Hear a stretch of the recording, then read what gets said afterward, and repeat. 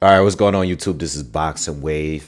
Just want to make a quick video about Anthony Joshua.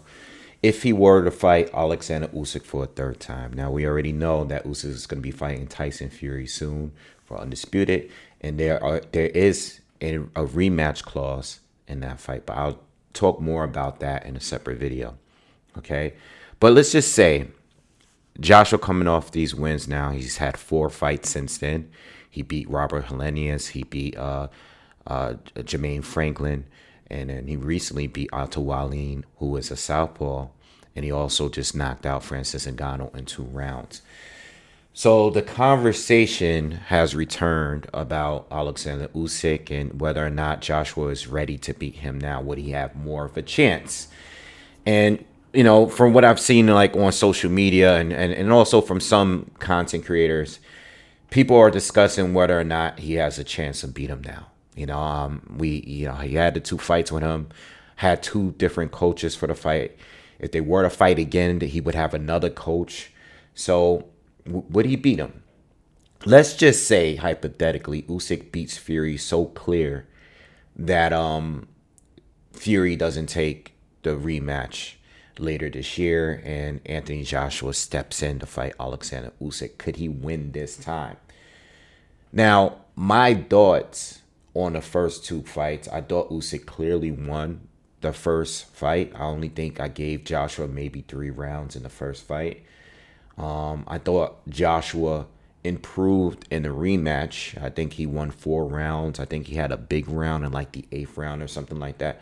So I think Joshua improved. I thought he was a little bit more aggressive in a rematch. Showed a lot less respect in a rematch.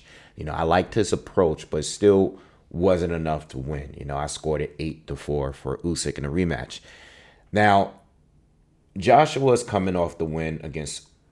Everybody's mainly focused on his last 2 performances, which look better. Like, I'll admit, looking at Joshua, going back a little bit, rewatching some of the Andy Ruiz fight, which I did recently before the Ngannou fight. Even looking at the Jermaine Franklin fight, Robert Helenius fight, I do think that Joshua being with Ben Davison has.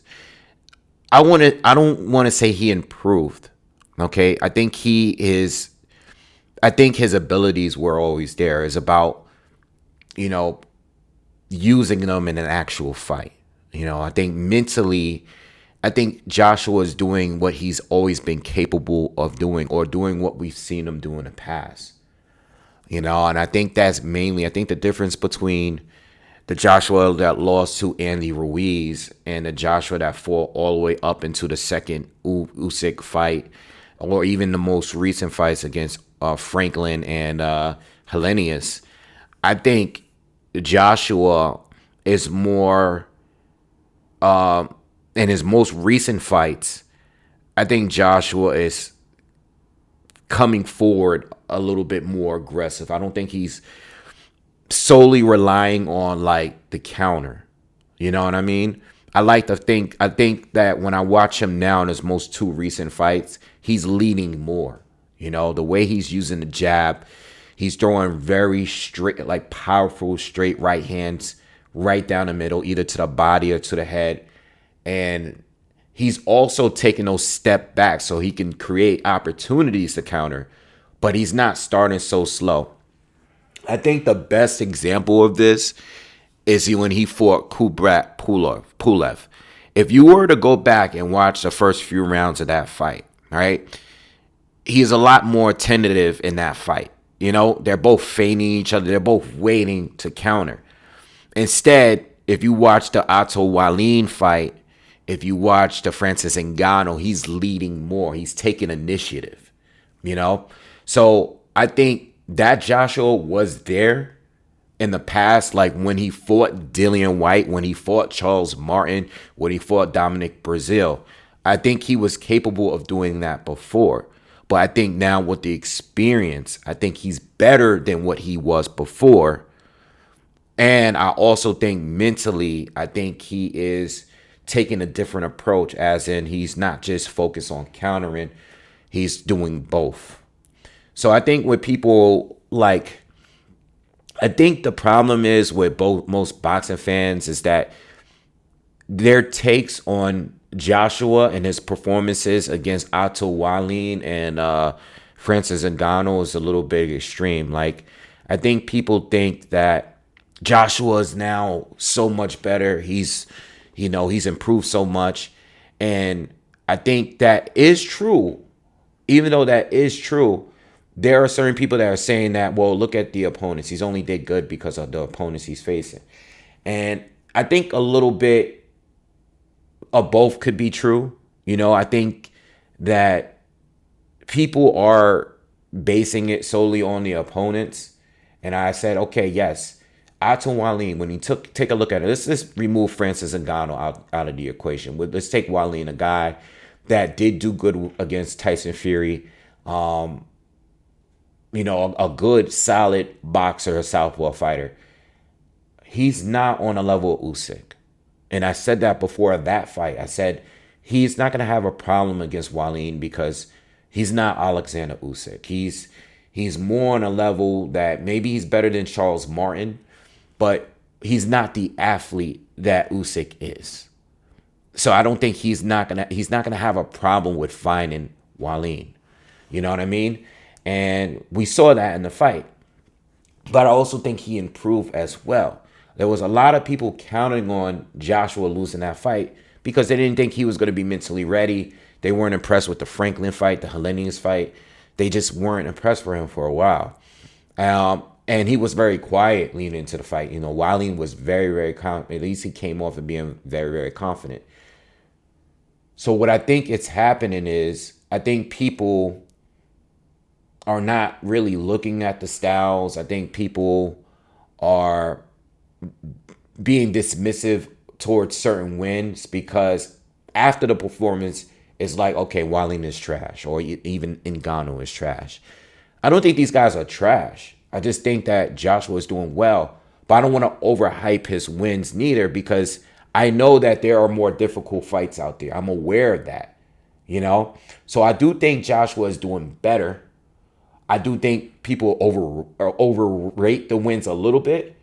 But what I am saying to you is, if you can look at those fights and not see any improvements, then maybe you're a little bit delusional, or maybe you just can't see it. There are certain improvements in his game in those fights with Ngannou and Wallin. There are some. Okay, I don't think those are the greatest wins ever, but there are key things that Joshua is doing. Again, if you look at those fights and if you go back to the Pulev fight, which is not that long ago, all right, he did get a stoppage. Is one of his, before Wallin and before Ngannou, it was one of the fights where he actually had a stoppage. More of the recent fights where he hasn't had that many stoppages. You know what I mean? Yes, he did stop Robert Hellenius, but it wasn't as easy as the way Wilder did it. You know what I mean? He did go some rounds. He did take some punishment in that fight. So people didn't care for that one. People didn't care for the Jermaine Franklin fight neither. So if you look at those fights, you should see subtle improvements in AJ. I seen it. I do think that this is the best version of AJ.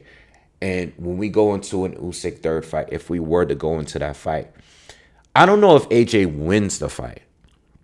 But I will say that I think with every fight he has with Usyk, if he is to fight Usyk 10 times, I think every time AJ fights Usyk, he's going to improve. I do. Even if he were to lose for a third time, I think he won 4 rounds in the second fight. I think he won only 3 in the first. Okay? I just don't think the first was competitive, but not nearly as competitive as the second fight. I think if there was a third fight, I think Joshua can at least secure 5, maybe 6 rounds in the fight, if not doing even better or even possibly stopping Usyk. Okay, so I do think he would improve in the third fight. Win or lose, he is going to improve in the third fight. But I think people are being dismissive of what Usyk is capable of doing. What we seen in AJ in those last most recent wins, or all of the fights since the Usyk rematch, you gotta understand that Ngannou and Otto Wallin, the southpaw, is nowhere near the level as Usyk. And Usyk being a smaller fighter, him being a cruiserweight, him coming in roughly around 220, and being the athlete that he is, having the stamina to outwork, he's never lost a second half of a fight ever. You know, I mean, not as a professional fighter. He has not lost every second half of every fight, even the ones like Maurice Breedis or Tony Bellew, or any fight that he struggled in the first half. He always picked up the rounds in the second half. I think in every fight that he's had, no matter what, Derek Chisora, anyone that he's competed against, he's always won the second half. That's the one thing about Usyk. He is stronger when you're starting to burn out, when you're tired. If you don't have him stopped, if you don't have him down, which no one has had, no one's beaten him before. If you don't have him stopped, all right, you're not gonna beat him in the second half. And there's a chance that he might even stop you in the second half. You know what I mean? So I think Usyk is tough to beat in the second half, even if you're winning. I think with Joshua, he would be better. And I think Joshua will attack the body a little better. I think that's the one thing that Usyk doesn't like. Even a few shots that he was hit by Joshua in their rematch, you can tell Usyk doesn't like the body shots. You had the triple D and all that controversy. There was some of those shots, yes. The one he went down for, yes. I thought in real time, I thought it was right on the belt line. After slow-moing it a million times, watching it from different angles, you could see it was below the navel area and stuff like that. So, okay, he got a pass for that one.